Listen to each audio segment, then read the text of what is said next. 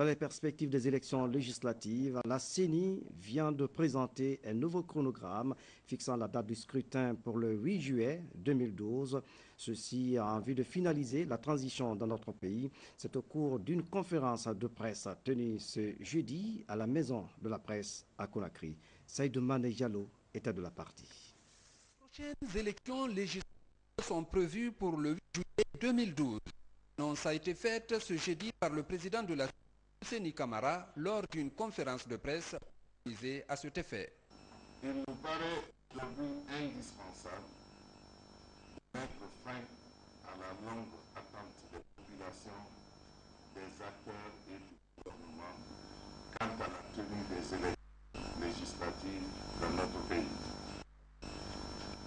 Aujourd'hui, il n'est un secret pour personne que la communauté nationale et internationale a hâte de voir parachever la transition guinéenne qui dure depuis 3 ans, en vue d'envisager les grands chantiers de développement ambitionnés par notre peuple et son gouvernement.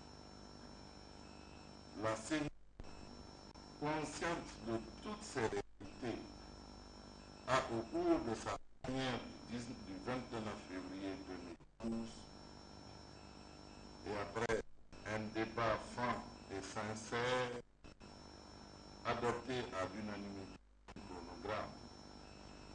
un chronogramme fixant les actes majeurs des élections législatives de l'année 2012. Ce programme prend également en compte les préoccupations essentielles des uns et des autres. Je veux parler de tout ce qui s'est dit autour du dialogue politique, autour de la table politique inclusive qui a réuni les acteurs politiques et le gouvernement au Palais du Peuple. Pour que, enfin, j'ose le dire, nous puissions aller aux élections. Et ce chronogramme se présente comme suit.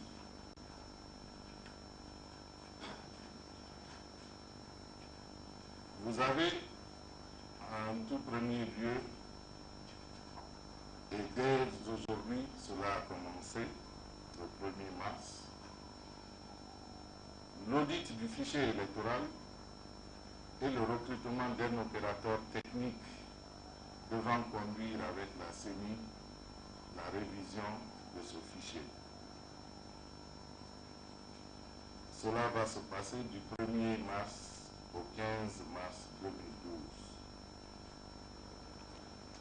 C'est après donc ces deux opérations que vont démarrer les phases de révision des listes électorales constituées en 2008, 2009 et 2010. Et ce démarrage de la révision des listes électorales part du 26 mars 2012 au 10 mai 2012, soit 45 jours. Après cette phase de révision, nous allons procéder à l'édition des listes provisoires. Cela doit se passer du 10 au 15 mai, leur édition. La convocation du corps électoral va intervenir le 28 avril, 70 jours avant le jour du scrutin. Avant que la campagne électorale ne démarre le 28 mai, pour que les élections législatives aient lieu le 8 juillet 2012. Parlant de l'impartialité de la CENI, Luceni Camara est revenu sur les actes posés par son institution, notamment la mise en place des CEPI, des CECI et des CESPI comme structure à la base chargée d'appuyer l'organisation de ces élections au niveau local. Si on estime aujourd'hui que c'est le bureau qui a donné des instructions souterraines pour dire nous voulons retenir tel présenteur, sincèrement, nous nous inscrivons en faux. Vous pouvez aller dans les Vous pouvez aller dans les préfectures, vous avez des correspondants, ils peuvent enquêter dessus. Si vous trouvez une seule circonscription où on vous dira qu'il y a une telle personne qui a été recommandée, qui n'a pas été retenue par élection ou par consensus, mais le consensus parce que ça a été proposé par certains démembrements. Ils ont dit aux délégués, non, nous ne voulons pas d'élection entre nous, nous nous connaissons entre nous, laissez-nous nous retrouver et nous allons vous présenter la liste de 10 personnes.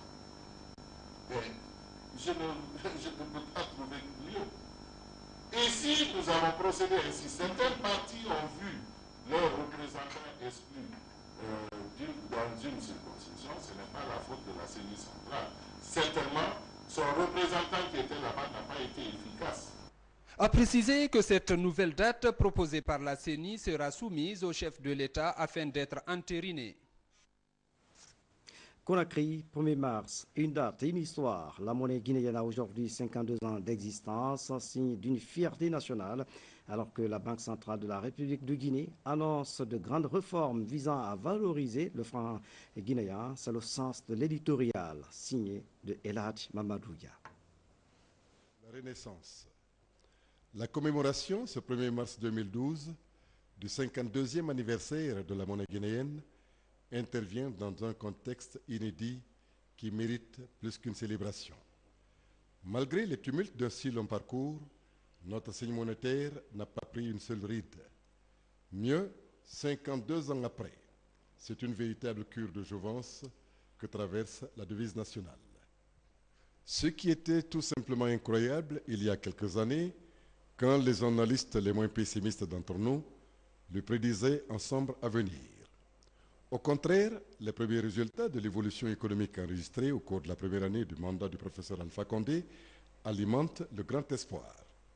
C'est à ce titre que le programme de stabilité économique adopté par le gouvernement pour 2011 avait fait l'objet d'un suivi de la part des services du FMI qui, à juste titre, viennent de décerner leur satisfecit en qualifiant les résultats de solides. L'objectif assigné à la politique monétaire suivie par la Banque centrale de la République, c'est bel et bien la réduction de l'inflation, moyennant la diminution ordonnée des liquidités excédentaires dans le système économique. Ainsi, l'inflation qui a connu un pic en 2010 a été contenue et le taux de change s'est stabilisé dans l'ensemble. Quant à la croissance du produit intérieur brut, elle s'est redressée de l'ordre de 3,6%. Le déficit budgétaire a été nettement réduit au point que le gouvernement a pu resserrer sa politique monétaire. Dorénavant, en Guinée, il ne sera plus question de recourir au financement bancaire. Le chef de l'État avait annoncé à ses compatriotes une année 2011 difficile et pour éprouvant qu'ils furent, les sacrifices qui s'imposaient ont été consentis par chacun et tous. La prime en est que le professeur Alpha Condé a placé son pays sur le cap de la réduction de la pauvreté et l'atteinte du point d'achèvement de l'initiative renforcée en faveur des pays pauvres endettés. En retour, c'est un grand bol d'air que le Fonds monétaire international vient d'apporter à notre pays par un accord de 198,9 millions de dollars au titre de la facilité élargie de crédit.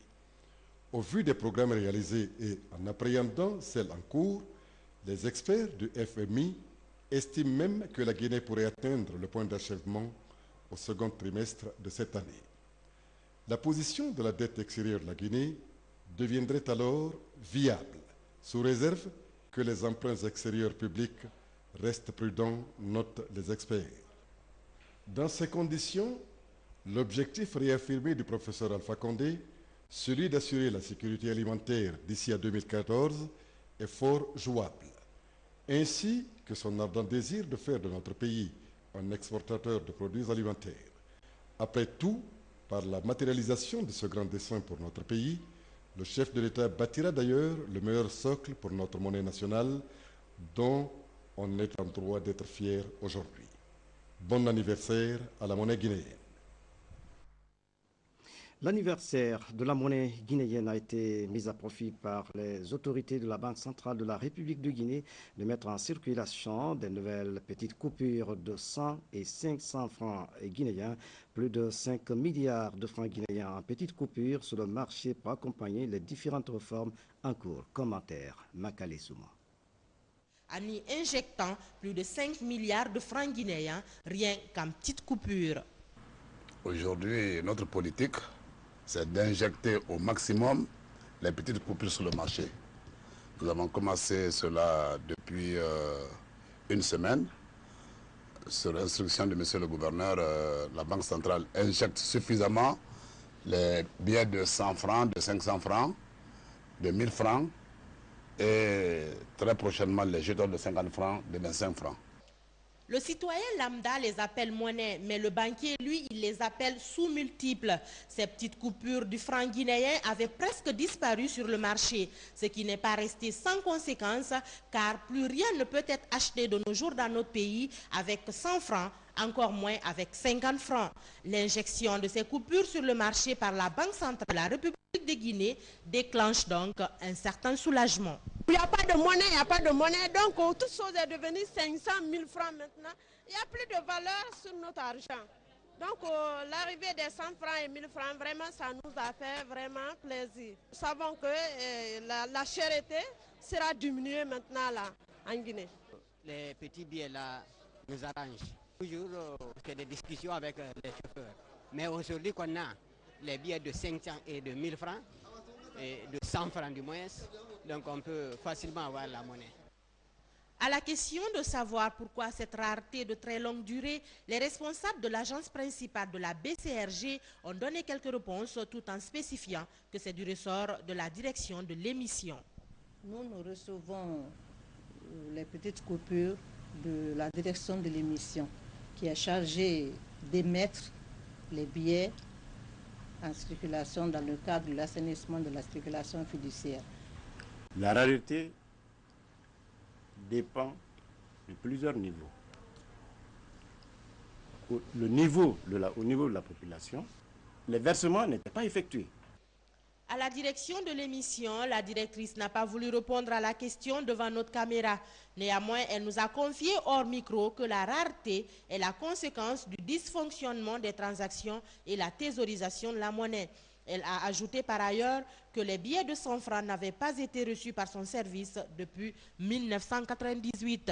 Quoi qu'il en soit, ces petites coupures sont désormais disponibles. Reçues depuis 3 semaines, la distribution aux clients a déjà commencé au niveau des différents guichets d'échange de l'agence principale mis en place à cet effet. L'autre temps fort de cette édition, les nouveaux bus de transport ont été mis en circulation routière ce jeudi. L'action du gouvernement vise à soulager les populations. Fruit de la coopération sino-guinéenne, ces bus seront progressivement mis en route. Les citoyens de la capitale apprécient l'initiative du ministère des Transports. Le point avec Fodé Camara. Au ministère des Transports, la fin d'année a été marquée par l'accostage de 100 bus de grande capacité destinés à faciliter la mobilité des populations. Un motif de soulagement, car se déplacer est un véritable casse-tête dans la capitale guinéenne. Les taxis et rares bus qui assurent le transport urbain sont débordés. Aux différents points de stationnement, l'attente est souvent longue. Les scènes de bousculade à l'arrêt d'un taxi sont récurrentes. C'est la loi du plus fort. Et le lancement progressif de ces 100 bus ne peut que changer la donne. C'est un sentiment de satisfaction et de grande joie parce que nous voyons que progressivement la politique du professeur Alpha Condé commence à voir le jour dans son application effective. Donc on comprend que les promesses ne sont pas vagues, mais qu'il y a une réalité. Et déjà c'est un premier pas qui est très important pour nous, puisqu'il permet pour nous d'asseoir notre politique de base et de faire en sorte que les populations commencent à croire au gouvernement du professeur Alpha Condé. Aujourd'hui, Conakry compte près de 3 millions d'habitants, une croissance démographique qui n'a pas été accompagnée d'un accroissement des infrastructures routières et de moyens de transport adéquats.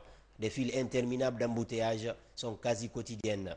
Et pour faciliter le mouvement de ces engins, il y a lieu de mettre en place des couloirs bus et de réhabiliter les abribus pris d'assaut, ça et là, par les marchands. Il ne s'agit pas d'éjecter ces bus dans la circulation, il s'agit de prendre toutes les dispositions